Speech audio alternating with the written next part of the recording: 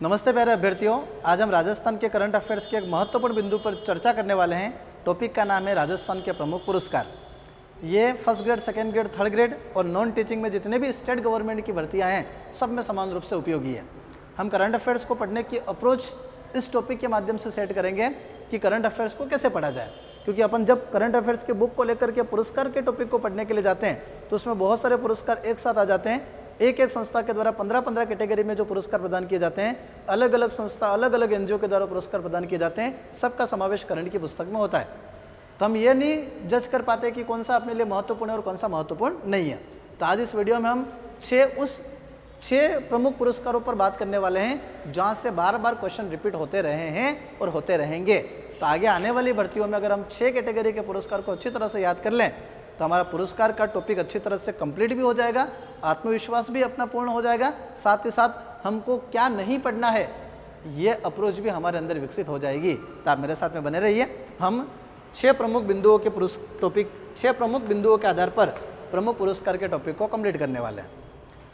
तो पहला अपना पुरस्कार रहेगा पद्म पुरस्कार। यहाँ से क्वेश्चन रिपीट होता रहा है।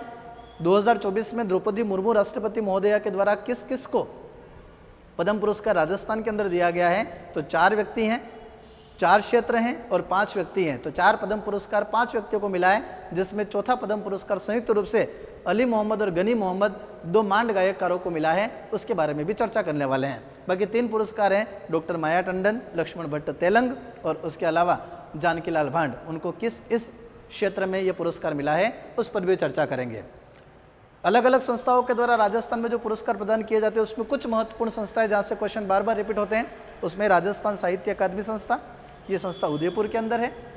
इस संस्था के अलग अलग पुरस्कार प्रदान किए जाते हैं संस्था के द्वारा, लेकिन सबसे इसका महत्वपूर्ण जो पुरस्कार है उसका नाम है मीरा पुरस्कार। 2024 का मीरा पुरस्कार, 2023-24 का मीरा पुरस्कार किसको मिला है ये हमको देखना है। तो रत्न कुमार सांबरिया, उनकी कृति है साहब, उनके लिए मिला है, उस पर चर्चा करने वाले हैं। अगली संस्था राजस्थान की महत्वपूर्ण है, राजस्थानी भाषा साहित्य एवं संस्कृति अकादमी। संस्था का मुख्यालय बीकानेर के अंदर है। इस संस्था के द्वारा भी 10-12 क्षेत्रों में अलग अलग पुरस्कार प्रदान किए जाते हैं। स्टूडेंट कन्फ्यूजन की कंडीशन में रहता है कि अच्छा राजस्थानी भाषा साहित्य संस्कृत अकादमी करंट की बुक, उसके अंदर ये 12 अलग अलग क्षेत्रों में पुरस्कार मिल रहा है। तो हमारे लिए जो महत्वपूर्ण है, जहाँ से क्वेश्चन बार बार रिपीट होता है, इस संस्था का सर्वोच्च पुरस्कार सूर्यमल मिशन पुरस्कार 2023-24 में कौन से व्यक्ति को मिला है उस पर चर्चा करने के बाद हम आगे बढ़ेंगे। राजस्थान संस्कृत अकादमी का माघ पुरस्कार, राजस्थान संगीत नाटक अकादमी का सर्वोच्च रत्न पुरस्कार और के बिड़ला फाउंडेशन का बिहारी पुरस्कार, ये लेटेस्ट किस किस को मिले हैं उस पर चर्चा करने वाले हैं। ये संस्थाएँ हैं जो अलग अलग कैटेगरियों में पुरस्कार प्रदान करती हैं, पर हमको इस संस्था के सर्वोच्च पुरस्कार याद रखने हैं जहाँ से क्वेश्चन रिपीट होते रहे। तो एक 15 मिनट की क्लास में पुरस्कार के टॉपिक पर आत्मविश्वास आ जाएगा। हैंड नोट्स आपको इस टॉपिक के टेलीग्राम चैनल पर मिल जाएंगे और टेलीग्राम चैनल का लिंक हमारे डिस्क्रिप्शन में मिल जाएगा। तो आप हमारे टेलीग्राम चैनल से जुड़ जाना और इसके हैंड नोट से अपना एक पतला सा करंट अफेयर्स का रजिस्टर तैयार कर लेना और इसके इंडेक्स में पुरस्कार लिख देना। पेज नंबर 1 से लगाकर पेज नंबर 3 तक हमारा पुरस्कार चलेगा ऐसा शो कर देना और ये 1-1.5 पेज के अंदर उतार करके 1-1.5 पेज छोड़ करके रखना, ताकि आगे आने वाले अपडेट पुरस्कारों को आप अपने अंदर और समाहित कर सको। फिर आगे राजस्थान की योजनाएं, राजस्थान में प्रमुख नियुक्तियां, राजस्थान की प्रमुख घटनाएं, राजस्थान के प्रमुख युद्धाभ्यास, राजस्थान का बजट, राजस्थान की आर्थिक समीक्षा, आपका करंट अफेयर्स का रजिस्टर आपको अपडेट करते जाना है। संभवतः हम इस तरह से आगे बढ़ने वाले हैं। अगर आप हमारे साथ में भी बने रहोगे तो इस तरह से हम करंट अफेयर्स को आगे कंप्लीट करेंगे। चलिए हम 6 अलग अलग कैटेगरियों के पुरस्कारों पर बात करें तो सबसे पहले अपने पास में आता है पद्म पुरस्कार।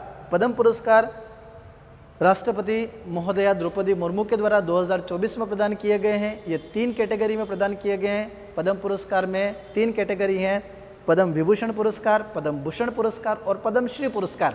हमको ये याद रखना है कि राजस्थान में पद्म पुरस्कार जो 3 श्रेणियों में मिलता है उसमें तीसरी श्रेणी वाला पुरस्कार मिला है जिसका नाम है पद्मश्री। और पद्मश्री पुरस्कार राजस्थान में 4 अलग अलग क्षेत्रों में काम करने वाले व्यक्तियों को मिले हैं। उसमें डॉक्टर माया टंडन है और डॉक्टर माया टंडन को ये पुरस्कार जीवन रक्षा के क्षेत्र में बेहतरीन कार्य करने के लिए मिला है। तो जीवन रक्षा के क्षेत्र में बेहतरीन कार्य करने के लिए डॉक्टर माया टंडन को पुरस्कार मिला है। डॉक्टर माया टंडन का संबंध कहाँ से? जयपुर से। तो हमको ये भी याद रखना है कि किस किस को पद्म पुरस्कार मिला है, पद्म पुरस्कार की कौन सी कैटेगरी मिली है। तो पद्मश्री मिली है, कितने क्षेत्रों में मिला है, तो 4 क्षेत्रों में मिला है। और इसमें माया टंडन को कौन से क्षेत्र में मिला है, तो जीवन रक्षा के क्षेत्र में मिला है। और उनका संबंध कहाँ से है, तो जयपुर से। दिवंगत हैं, स्वर्गीय हैं लक्ष्मण भट्ट तेलंग। इन्होंने अपने जीवन में ध्रुपद गायन की शैली में बेहतरीन योगदान दिया था, तो मरणोपरांत इनको पद्मश्री पुरस्कार मिला है। और इनका भी संबंध जयपुर से है। और इनका संबंध कौन सी कला से था, कौन से क्षेत्र से था, तो ध्रुपद गायन के क्षेत्र से था। जानकीलाल भांड को तो हम वैसे भी जानते हैं, जीके के अंदर राजस्थान की हस्तकला का, राजस्थान के लोक नाट्य का टॉपिक हम पढ़ते हैं, तो जानकीलाल भांड को स्वांग या बहुरूपिया कला के अंदर बेहतरीन कलाकार के रूप में जाना जाता है। और बहुरूपिया कला के कलाकार जानकीलाल भांड को पद्मश्री पुरस्कार 2024 का मिला है। वैसे बहुरूपिया कला का या स्वांग कला का प्रमुख केंद्र कौन सा है, तो भीलवाड़ा है। चौथा पुरस्कार मांड गायन के क्षेत्र में 2 व्यक्तियों को मिला है। और मांड गायन जैसलमेर की एक शैली है। अल्लाह जिल्लाबाई मांड गायन की एक प्रसिद्ध गायिका थी, जिन्होंने केसरिया बालम पधारोनी आओ मारे देश, राजस्थान का फेमस बेहतरीन गीत लिखा था। उसी मांड गायन शैली में बेहतरीन योगदान देने के कारण बीकानेर के 2 व्यक्ति अली मोहम्मद व गनी मोहम्मद को पुरस्कार मिला है। कौन सा, पद्मश्री पुरस्कार। तो वापस बैक में आना, पद्म पुरस्कार 3 कैटेगरी में मिलते हैं।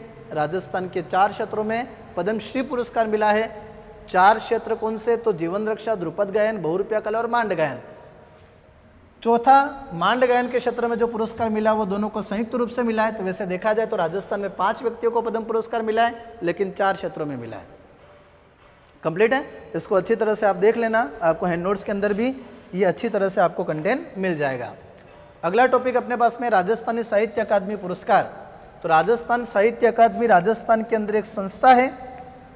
ये राजस्थान साहित्य अकादमी संस्था का मुख्यालय कहाँ पर है, तो उदयपुर में है। यह संस्था हर साल साहित्य के क्षेत्र में बेहतरीन कार्य करने वाले व्यक्तियों को अलग अलग क्षेत्रों में लगभग 5, 7, 10 क्षेत्रों में अलग अलग पुरस्कार प्रदान करती है। लेकिन इसका जो सर्वोच्च पुरस्कार है, सर्वोच्च पुरस्कार का नाम है मीरा पुरस्कार। तो राजस्थान साहित्य अकादमी का सर्वोच्च मीरा पुरस्कार 2023-24 के लिए किसको मिला है, तो रत्न कुमार सांभरिया को मिला है। रत्न कुमार सांभरिया को मिला है। और रत्न कुमार सांभरिया को ये पुरस्कार कौन सी रचना के लिए मिला है, तो इनकी एक कृति है साप। इस साप कृति के लिए इनको 2023-24 का मीरा पुरस्कार मिला है। तो मीरा पुरस्कार सर्वोच्च पुरस्कार है राजस्थान साहित्य अकादमी संस्था का, जिसका मुख्यालय उदयपुर के अंदर है। और 2023-24 का पुरस्कार रत्न कुमार सांभरिया को उनकी कृति साप के लिए मिला है। कितना इजी हो गया है। अगर आप करंट की बुक को लेकर पढ़ने की कोशिश करोगे तो बहुत अलग अलग एनजीओ, अलग अलग संस्था, अलग अलग अकादमियाँ, बहुत सारे पुरस्कार की पूरी खिचड़ी बन जाती है। और हम ये जज नहीं कर पाते कि हमारे लिए महत्वपूर्ण कौन सा है और कौन सा हमको छोड़ना है। तो ये जो 6 हम पुरस्कारों पर बात करने वाले हैं, ये महत्वपूर्ण है, जो बार बार रिपीट होते रहे। ठीक है, अगली संस्था है अपने पास में जो बीकानेर के अंदर है। संस्था का नाम है राजस्थानी भाषा साहित्य एवं संस्कृति अकादमी। राजस्थानी भाषा साहित्य एवं संस्कृति अकादमी। अच्छा, इस संस्था का मुख्यालय कहाँ पर है, तो संस्था का मुख्यालय है बीकानेर में। यह संस्था भी अलग अलग विधाओं में अलग अलग पुरस्कार प्रदान करती है, लेकिन हमको ये याद रखना है कि संस्था का सर्वोच्च पुरस्कार कौन सा है, तो संस्था का सर्वोच्च पुरस्कार है सूर्यमल मिशन पुरस्कार। और भाई ये सूर्यमल मिशन पुरस्कार 2023-24 का इस संस्था के द्वारा किसको प्रदान किया गया है, तो सूर्यमल मिशन पुरस्कार प्रदान किया गया है डॉक्टर मनमोहन सिंह यादव को। तो डॉक्टर मनमोहन सिंह यादव को सूर्यमल मिशन पुरस्कार कौन सी रचना के लिए दिया गया है, तो इनकी रचना का नाम है कुदरत सु कुचामद। तो कुदरत सु कुचामद इनकी कोई रचना का नाम है। इस रचना के लिए इनको सूर्यमल मिशन पुरस्कार दिया गया है। तो कितनी चीज़ें याद रखनी है, कौन सी रचना के लिए दिया गया, किसको दिया गया, सर्वोच्च पुरस्कार कौन सा है और कौन सी संस्था के द्वारा दिया गया। वास्तव में जब हम करण की बुक पढ़ने जाते हैं तो राजस्थानी भाषा साहित्य एवं संस्कृति अकादमी बीकानेर, फिर उसके 10 अलग अलग क्षेत्रों में दिए गए 10 अलग अलग व्यक्तियों के पुरस्कार आ जाते हैं, कन्फ्यूजन बना रहता है। और अपन सर्वोच्च पुरस्कार इसलिए पढ़ रहे हैं क्योंकि हाँ, आप इन सब चीज़ों को पढ़ लो, इसके बाद आप अलग अलग क्षेत्रों के जो और पुरस्कार बचते हैं उसको पढ़ सकते हो, पर सबको पढ़ने से पहले प्राथमिकता से इनको पढ़ना है, क्योंकि क्वेश्चन रिपीट होने की संभावना यहाँ सबसे ज़्यादा है। ठीक है, अगला देखते हैं। अगला अपने पास में पुरस्कार है राजस्थान संस्कृत अकादमी पुरस्कार। तो राजस्थान संस्कृत अकादमी संस्था है कहाँ पर? तो राजस्थान संस्कृत अकादमी संस्था जयपुर में है। इस संस्था के द्वारा सर्वोच्च पुरस्कार प्रदान किया जाता है माघ पुरस्कार। महाकवि माघ भिनमाल के थे, तो संस्कृत के बहुत बड़े साहित्यकार थे, तो महाकवि माघ के नाम से माघ पुरस्कार किसको प्रदान किया गया?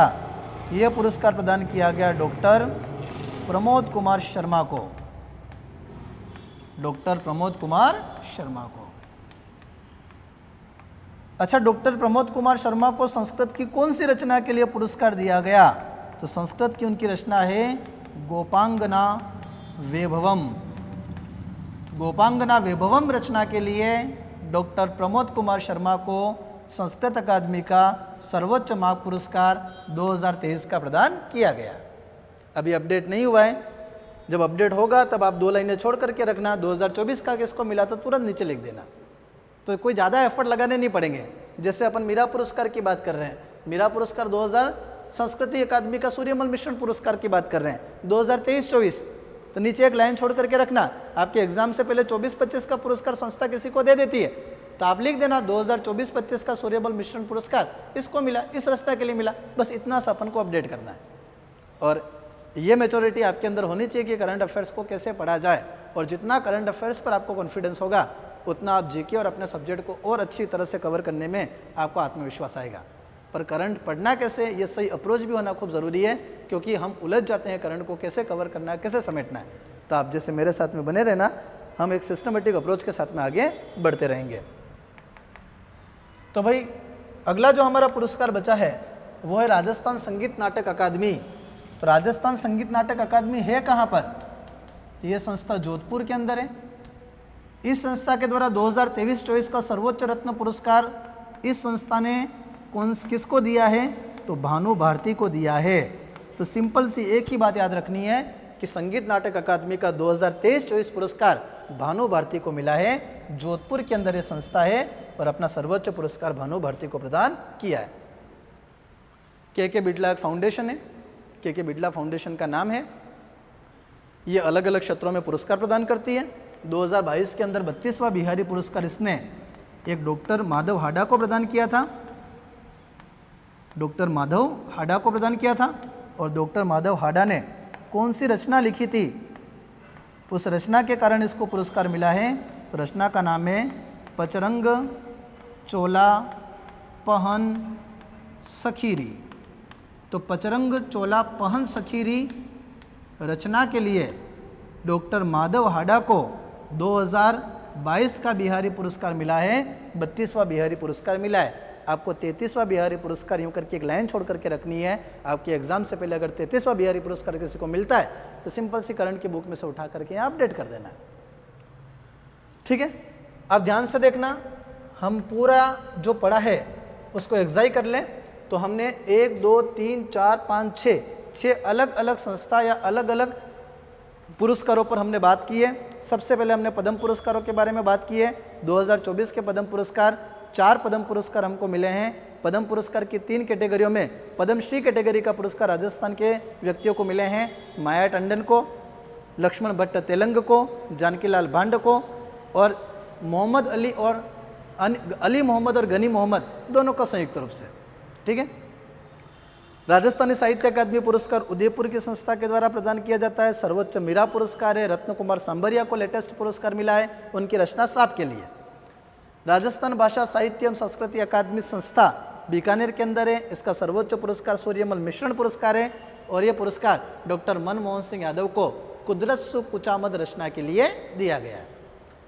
राजस्थान संस्कृत अकादमी जयपुर का सर्वोच्च पुरस्कार है माघ पुरस्कार, डॉक्टर प्रमोद कुमार शर्मा को गोपांगना वैभवम कृति के लिए दिया गया है। और राजस्थान संगीत नाटक अकादमी पुरस्कार जोधपुर इस संस्था का मुख्यालय है और इसका सर्वोच्च रत्न पुरस्कार भानु भारती को दिया गया है। और के बिड़ला फाउंडेशन का सर्वोच्च बिहारी पुरस्कार 32वां बिहारी पुरस्कार डॉक्टर माधव हाडा को पचरंग चोला पहन सखीरी रचना के लिए दिया गया है। उम्मीद है आपको 6 पुरस्कार 6 अलग अलग क्षेत्रों के पुरस्कार आपको बहुत अच्छी तरह से याद हो गए होंगे। और अगर आपने 2-3 बार पिछले एग्ज़ाम दिए हैं और 1-2 नंबर से आप रहे हो तो आपको पता होगा इन संस्थाओं के पुरस्कार कितने महत्वपूर्ण होते हैं हमारे लिए।